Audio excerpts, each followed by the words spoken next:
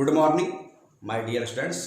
दोस्तों, हम लोग हैलो एरियंस में पढ़ रहे थे प्रिपरेशन ऑफ हैलो एरियंस, और उसमें पिछले वीडियो में मैंने आपको न्यूक्लियर हैलोजिनेशन बताया था, और उसमें मैंने ये बोला था कि यह एक इलेक्ट्रोफिलिक रिएक्शन को शो करता है, और कैसे शो करता है उसके मैकेनिज्म को मैं अगले वीडियो में आपको बताऊंगा। दोस्तों पहले मैं लिख लूँ कि यह आपने क्या किया था, रिंग लिया था और रिंग पे आपने अटैक किया था, किसी भी हैलोजन का आपने एरोमेटिक रिंग पे अटैक किया था, और यहाँ यूज किया था एनहाइड्रस AlCl3 या FeCl3 यूज किया था, और यहाँ पे आपने बनाया था।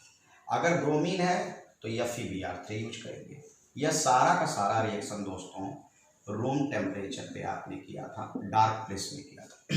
दोस्तों तो ये हो गया HCl, निकल गया बाहर।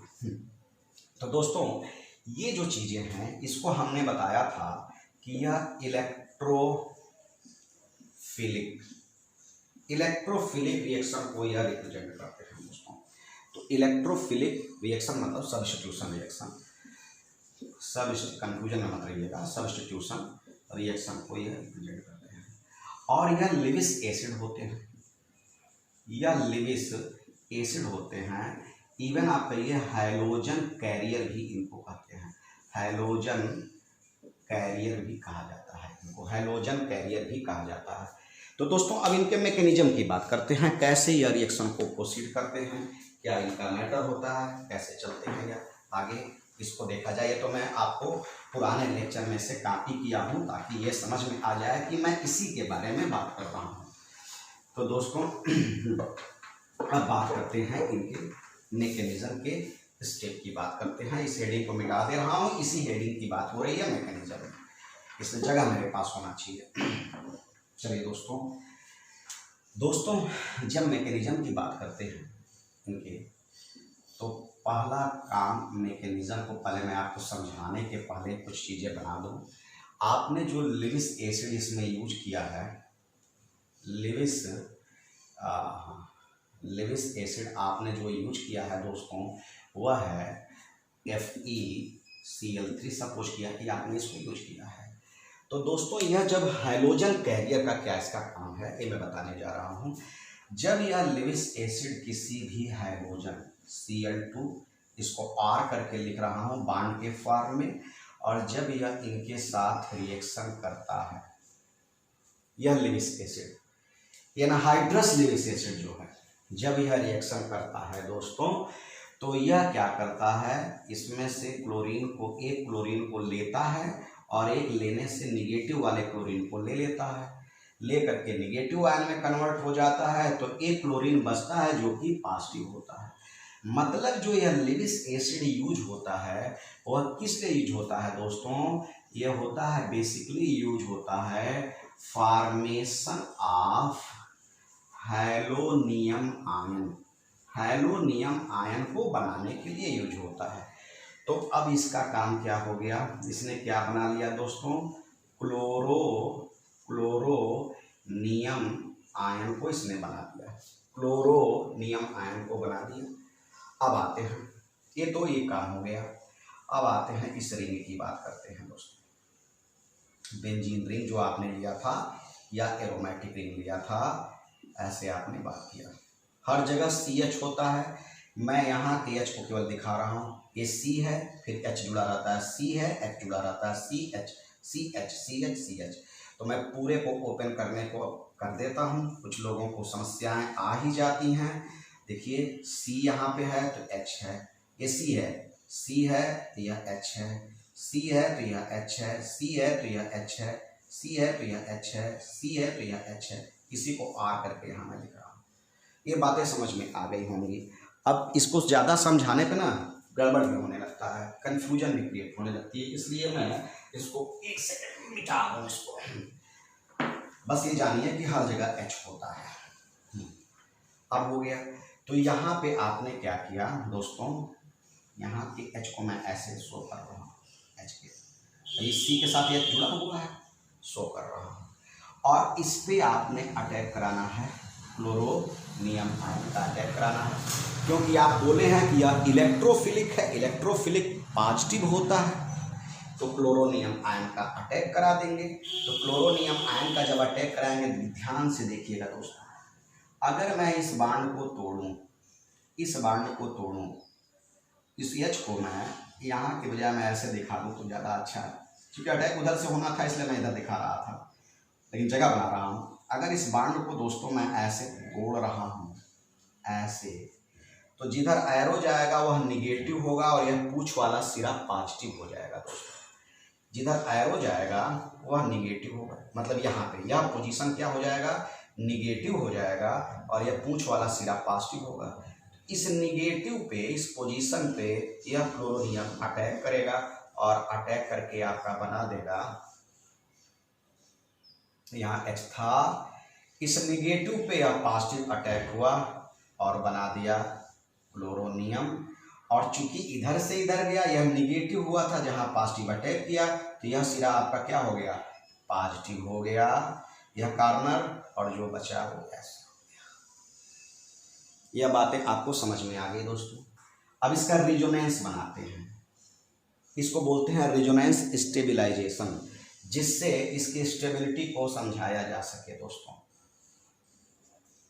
तो भैया अब इसी तरह से यह बांड ट्रांसफर होकर के यहाँ जाएगा। रेजोनेंस में यही होता है, बांड के पोजीशन को चेंज करते जाइए। तो जब ट्रांसफर होके वहाँ जाएगा दोस्तों, तो यहाँ हो गया Cl, यहाँ हो गया H, या बांड ट्रांसफर होके यहाँ गया, मतलब यहाँ बांड गया, तो जहाँ से ट्रांसफर हो रहा है वह आपका पॉजिटिव हो गया, ये हो गया दोस्तों, ये हो गया दोस्तों। अब इसी तरह से पुनः यहाँ किया जाए, यहाँ करता हूँ यहाँ पे। अब यह बांड ट्रांसफर हो करके यहाँ जा रहा है दोस्तों, तो देख लिया जाए क्या बनेगा। ऐसे हो गया, ये ऐसे हो गया, ये था Cl, ये था Cl, यहाँ था आपका H दोस्तों, ये बांड पहले का मौजूद था, वह बांड ट्रांसफर होके यहाँ आया, जहाँ से बांड ट्रांसफर हुआ वो ये हो गया दोस्तों। यहाँ तक तो बातें आपको क्लियरली समझ में आ गई। तो दोस्तों ये तो हो गया, तो मुझे जगह बनाने के लिए अब मिटाना पड़ेगा। इतनी बातें आपको समझ में आ गई। यह तो ऐसे हो गया, उसको अभी छोड़ेंगे, केवल इसको मिटाएंगे।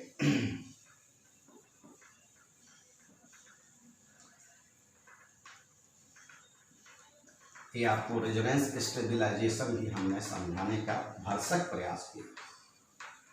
प्रयास कितना सफल है आई डोंट नो, बट मैंने भरसक प्रयास आपका दोस्तों किया। तो दोस्तों ये हो गया। अब क्या है, इनका तो हो गया ये पॉइंट, और आपको ये आपका कंपाउंड बन के तैयार हो गया। इधर आपका क्या था, FeCl4- बना हुआ था। तो दोस्तों अब इसको कंपाउंड मेजर करते हैं।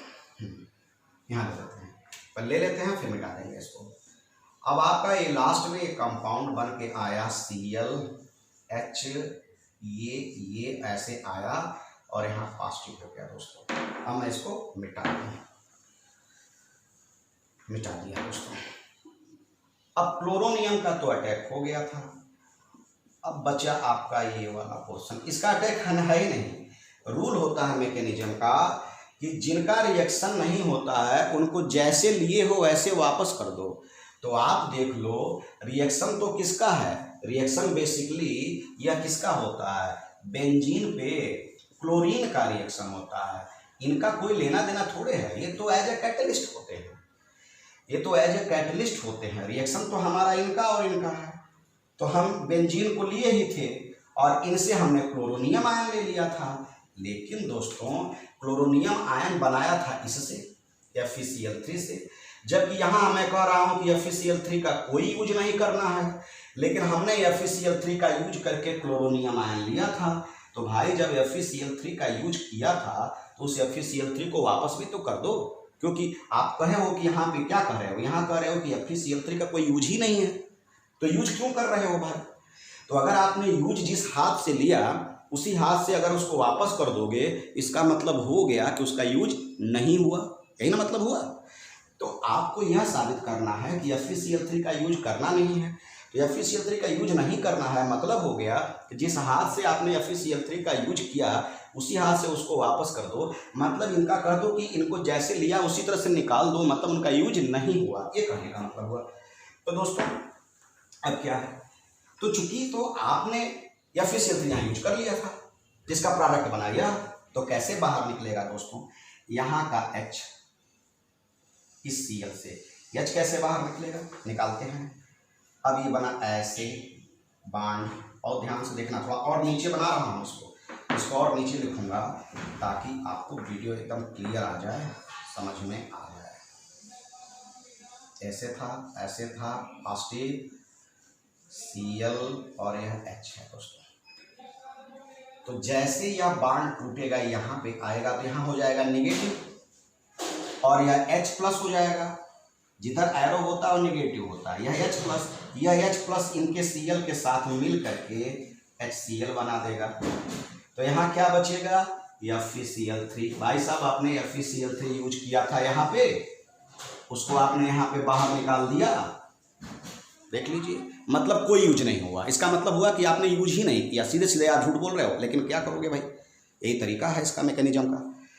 FeCl3 का यहाँ पे किया था, यहाँ पे बाहर निकाल दिया, HCl भी बन गया। तो भाई ये हो गया। तो यहाँ पे हुआ निगेटिव, अब यहाँ पे निगेटिव हुआ और ये क्या हो गया पॉजिटिव। तो निगेटिव पॉजिटिव मिलकर के यहाँ पे बांड बना दिया। तो बांड बना दिया तो क्या बना, ये बांड था आपके पास, ये बांड था आपके पास, निगेटिव यहाँ पे जो एरो के कारण आया, पॉजिटिव मिलकर के यह बांड बना दिया और ये बन गया आपका क्लोरोबेंजीन दोस्तों।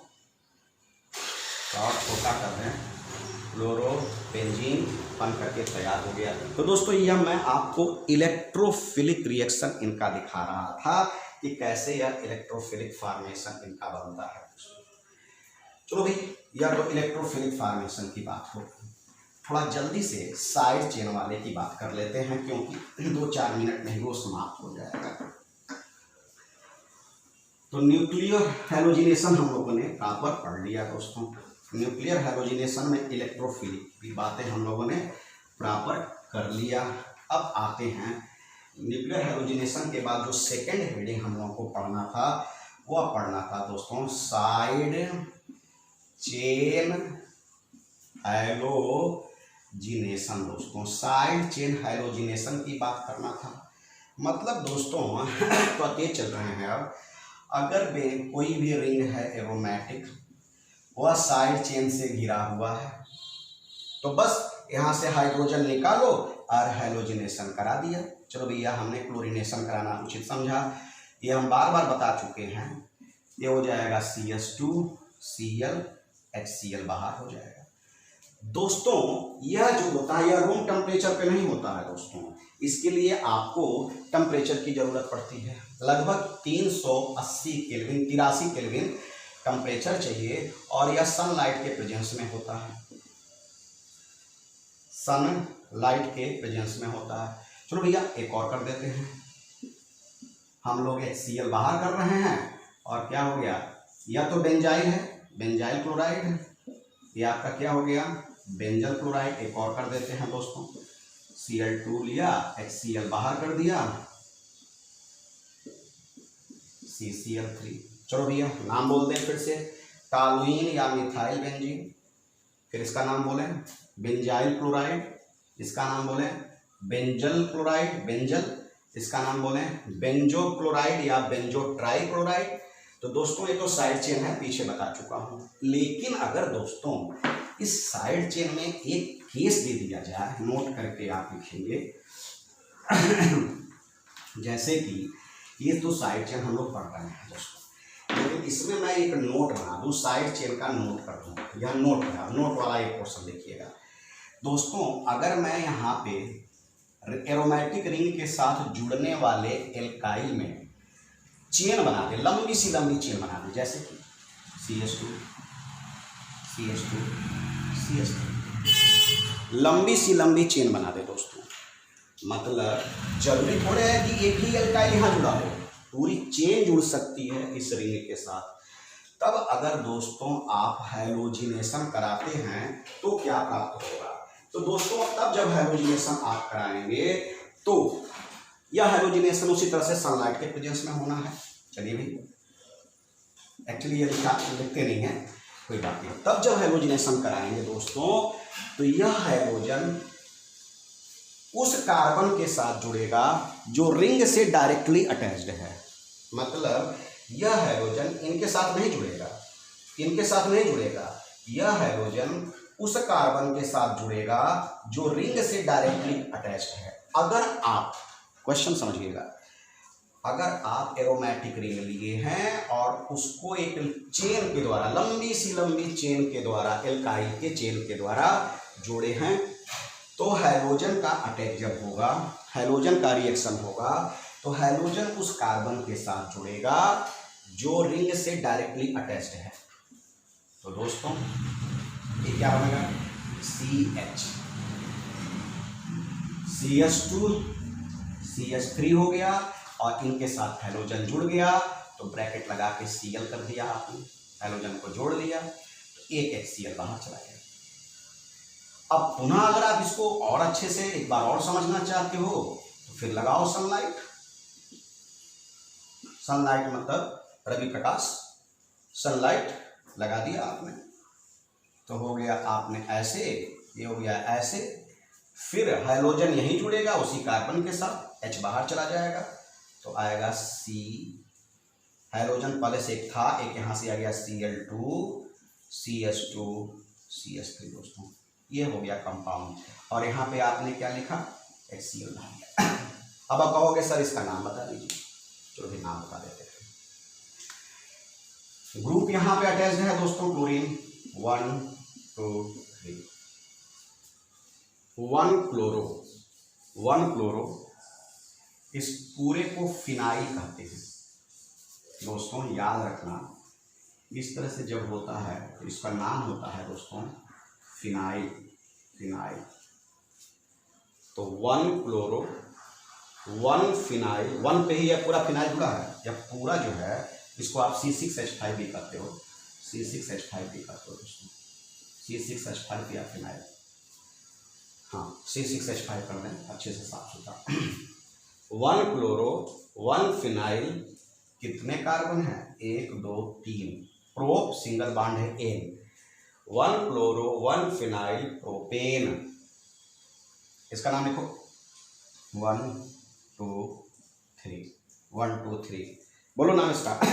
2 बार क्लोरीन है, 2 बार क्लोरीन है तो क्या हो जाएगा 1 1, 2 बार है ना, ये Cl, इस Cl 2 बार, इसी जगह पे 2 बार जुड़ा हुआ है तो 2 बार बोलोगे 1 1 डाई क्लोरो, इसको बोलते हैं 1 फिनाइल, 1 पे फिनाइल भी जुड़ा हुआ है, मतलब इस कार्बन के साथ, एक ही कार्बन के साथ 3 लोग जुड़े हैं, 2 Cl और 1 फिनाइल, नाम बोलो 1 1 डाई क्लोरो 1 फिनाइल 1 2 3 प्रोपेन, इसका नाम क्या हो गया 1 1 डाई क्लोरो 1 फिनाइल प्रोपेन, इसका नाम क्या हो गया 1 क्लोरो 1 फिनाइल प्रोपेन।